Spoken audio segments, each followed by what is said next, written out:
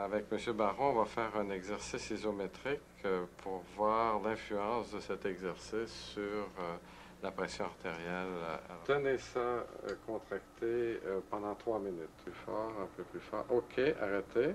Regarde, vous voyez ici que durant l'effort physique de la contraction, la pression est passée à 190 sur 102 et elle va durer tant et aussi longtemps que l'exercice sera maintenu.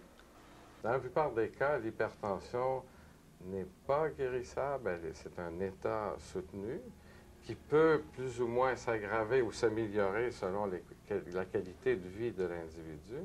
Mais assez souvent, on peut assumer que l'individu est hypertendu toute sa vie, mais qu'on peut contrôler sa pression artérielle.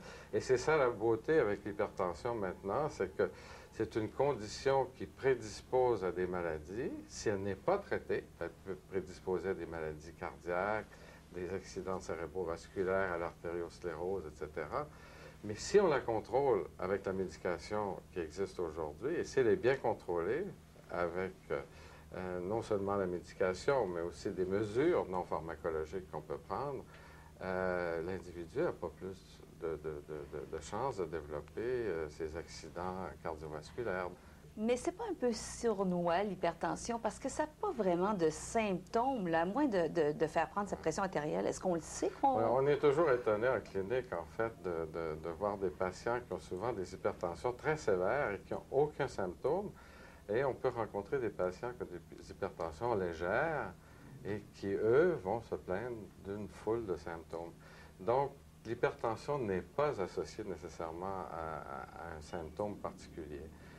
Mais, par exemple, il y avait une publicité qui a été faite aux États-Unis sur les télévisions américaines au cours des années passées où on représentait l'hypertension un peu comme un requin silencieux qui circule dans l'eau. Et à la fin de cette publicité, on disait The Silent Killer, le tueur silencieux, parce que souvent, la première manifestation d'hypertension, c'est la complication de l'hypertension artérielle qui le révèle. Parce que souvent, l'hypertension, c'est une découverte fortuite.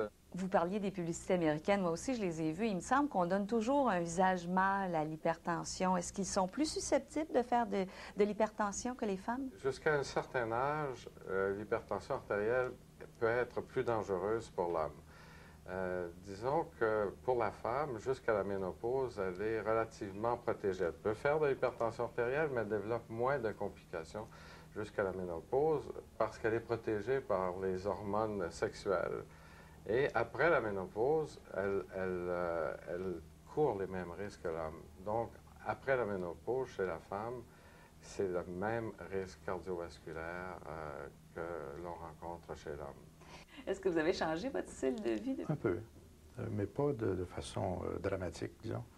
Je fais plus attention à ma nourriture et je fais plus d'exercice. Est-ce que vous avez réduit votre consommation de sel? Oui, de beaucoup.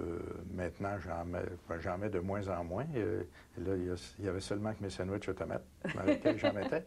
Mais là, j'ai trouvé un moyen d'éliminer ça aussi par des fines herbes. Vous avez vraiment changé beaucoup de choses, dans le fond, parce que vous avez perdu du poids aussi? Oui, j'ai perdu 12 livres. C'est quand même assez respectable. Dans un an, un peu plus d'1 an.